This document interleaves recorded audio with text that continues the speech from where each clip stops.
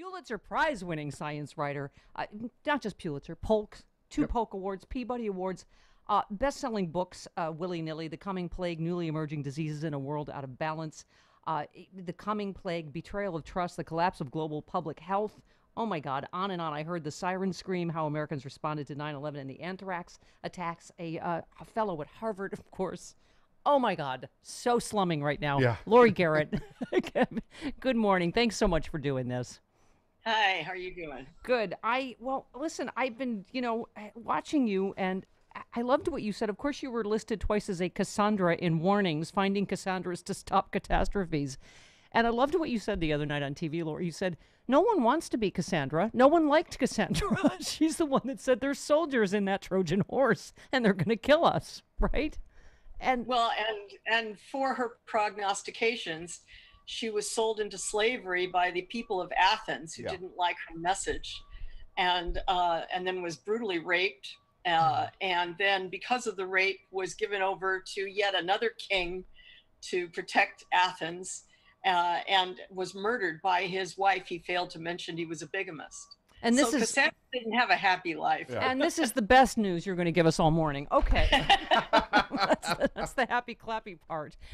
No, we have Dr. Irwin Redlener on, who I jokingly call Dr. Doom, who's one of your, of course, colleagues on TV.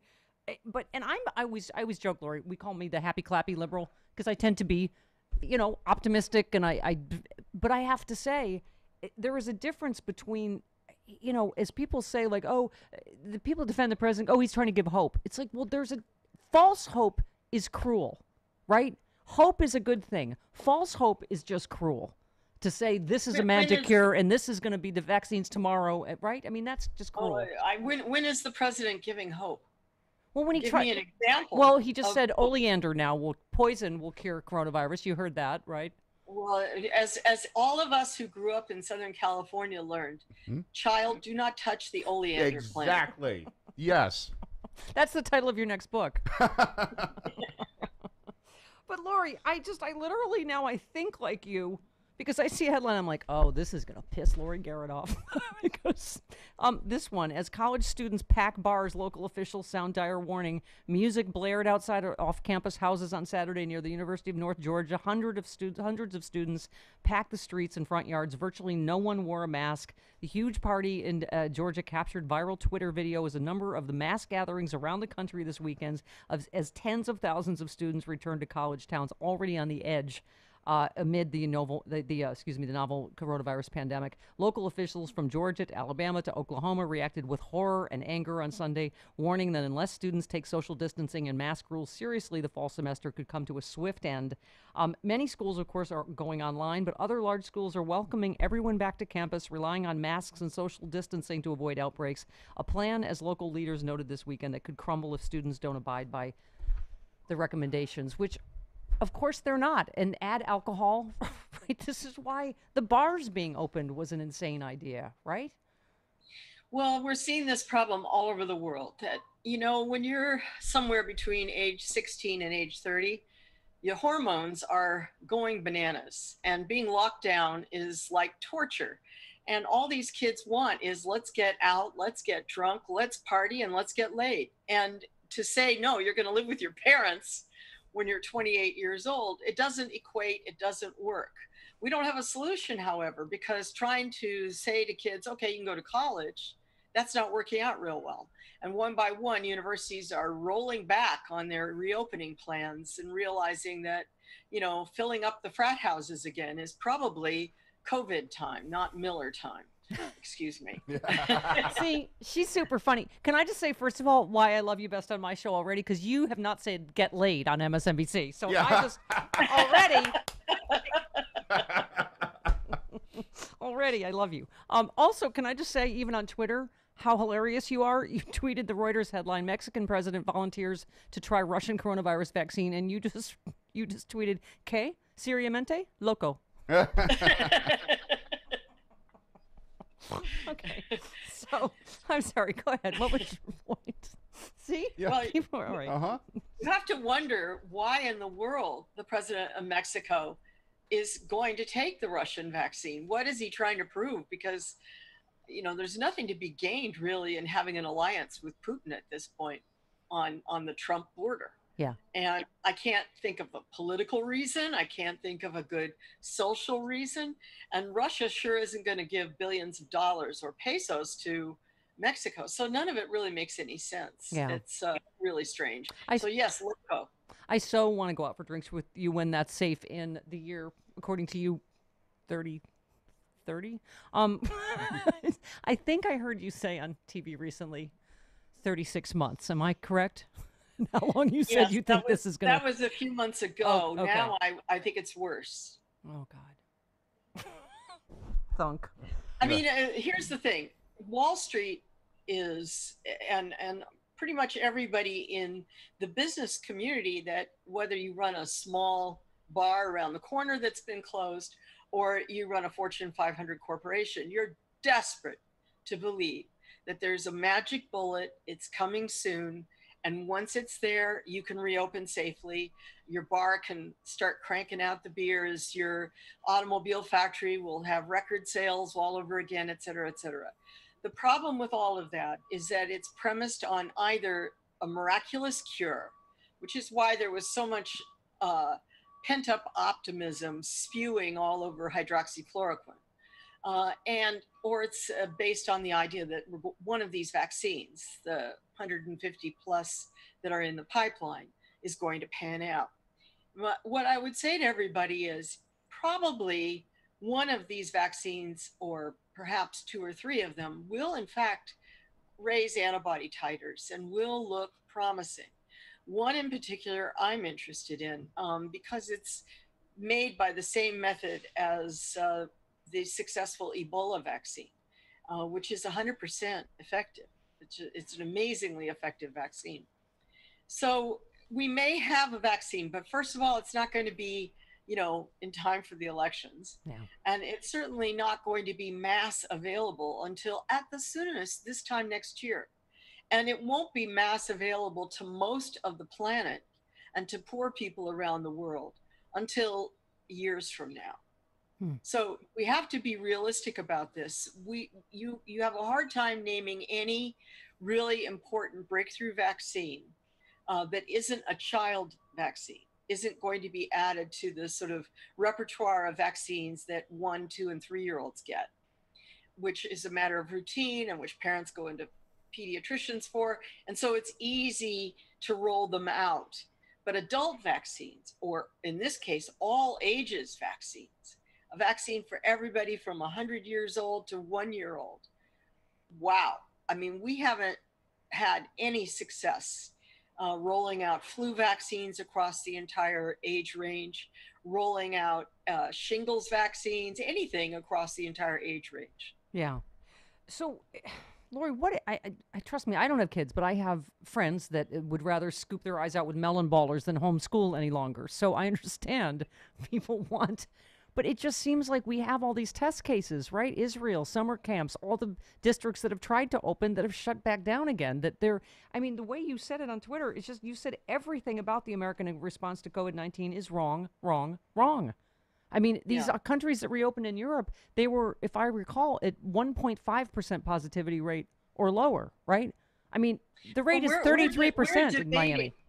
We're debating how to reopen here in New York, and we're down to 0.5% seropositive COVID. So, I mean, we have the lowest rate in the nation now after what we went through here in New York. And yet, very vigorous debate going on with a lot of parents saying, they don't trust that it's going to be safe to send their kids, and a lot of teachers nervous, threats of an AFT strike, so on and so forth. So if we can't even figure it out here, what in the world are we talking about for parts of Florida, parts of Southern California, Texas, Arizona, and so on? But I think there's a bigger point. And when I say everything's wrong, wrong, wrong, here's where I'm coming from. In every other epidemic that's arisen over the last 20 years, roughly, we've had a single uniform global strategic goal. And the goal was get rid of the bug. Just get rid of it. We didn't say, oh, let's figure out a way that we can send our kids to school where they might get infected. We didn't say, let's figure out a way to accommodate the virus or to live with it or something. We never set out to live with Ebola. We set out to get rid of Ebola. We didn't set out to live with SARS, the close cousin of this COVID virus. No, we set out to get rid of SARS, and we did get rid of SARS. But somehow with this virus, the whole strategic plan has started from a mistake. So from the very top of the pyramid of the decision, or let's say the top of the tree of a decision tree, the topmost point is, what's your strategic goal? We have no strategic goal. Yeah. In this country, the rough goal has been reelect the president. Yeah. But in many other countries around the world, the goal, quote unquote, has been, get us back to normal, quote unquote, or, reopen the economy and get the GDP back up in the positive zone. But these are not disease control goals. These are social goals. Yeah. And because you start off with the wrong premise from the very beginning, then everything from then on, the way you do testing, the way you isolate people, who you isolate, whether you open this business or that business, all of it has been based on a bogus premise from the get-go. Well, yeah, isn't that right? I think Dr. Fauci said that we just never really did a shutdown like other countries did, where we did a shutdown where everybody shuts down, everybody wears a mask, masks weren't a debate in some countries. But even a shutdown, what's the goal of the shutdown? Right? Is the goal just to get the virus down to low enough levels that it's containable? Or is the goal to get rid of the virus entirely from the United States of America and get rid of the virus from the world? Are we after eradication, or are we after cohabitation? We haven't settled on anything. Not at the WHO level, not at any national level. The only thing that comes close is New Zealand saying our goal is total eradication from New Zealand. They tried, they succeeded, and then now it's failing. Yeah. So they're back to square one. But their goal, it's an island nation, that makes it easy. And it's not just island, it's really remote. I mean, you have to have a concerted desire to go to New Zealand to head all the way to the other side of the world. But even there, is Jacinda's second goal, once again, attempted eradication. Right. And can she succeed? But in this country, we have no goal at all. Yeah. None. Okay, so female leader, check. That's the first thing. Secondly, so if Laurie Garrett was in charge, and I'm for that, my 97-year-old Republican mom said, "Oh, Steffi, it doesn't seem like anyone knows what to do." And I'm like, "Mom, people know what to do.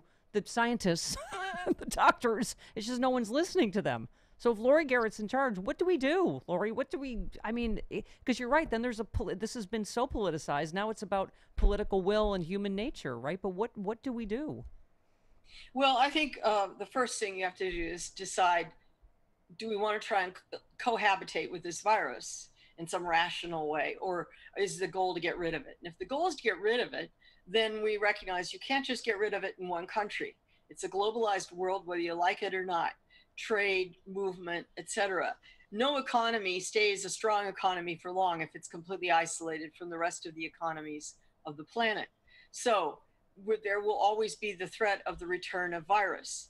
Can we do eradication in one country? No. We have to set out for a global strategic plan. When's the last time we really successfully eradicated a bug? It was smallpox. And how did that go? It's an amazing story. And it's one that should give us hope right now, because it was the height of the Cold War. It was in the peak period of US-Soviet animosity, nuclear threats, could barely convene the Security Council. It was in the period when Khrushchev et al. Were banging their shoes on the tables at the UN. And yet we managed to sit down, the two sides, the Americans and the Soviets, and say, let's go to the World Health Assembly and we'll jointly propose eradication of this virus. Yeah. And then executed a plan with the two sides of the Cold War. Well, today's Cold War is us and China. And if we can forge an agreement with China, we can disagree about everything else, just like we did with the Soviet Union. But let's be in solidarity on this, and we will jointly set out to vaccinate the entire You planet. are so, as usual, right. And we have a government that's like, screw it, it's only in the blue states. We won't do anything about it. Oh, look, now it's in the red states. It must drive you insane. There is a new coronavirus 10 times as infectious coming from Malaysia. So we'll talk about that next time, because that'll be super fun. That has your name written all over it, right?